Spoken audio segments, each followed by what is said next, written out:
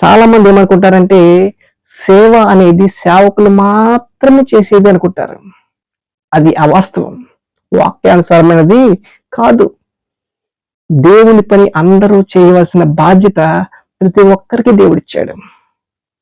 1 కొరింథీ పత్రిక 12వ అధ్యాయంలో దేవుని వాక్యం సెలవిస్తుంది, మీరు క్రీస్తు యొక్క శరీరమయ్యుండి వేరు వేరు అవయవములై ఉన్నారు అంటాడు.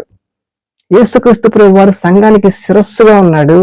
మనము యేసుక్రీస్తు ప్రభు యొక్క శరీరముగా ఉన్నాం.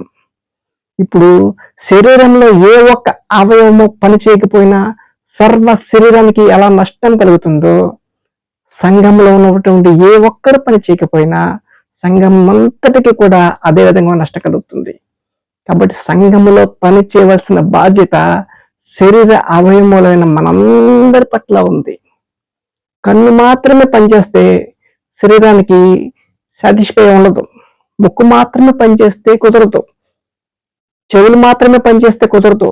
సంఘంలో శరీర అవయవంలో ప్రతి ఒక్క భాగము కూడా పని చేయాలి. అలా పని చేయకపోతే ఆ వ్యక్తికి రోగం వచ్చింది అంటారు. క్రీస్తు శరీర అవయవములో ఉన్న మనము కూడా ప్రతి ఒక్కరూ దేవుని పని చేసే వారిగా ఉండాలి.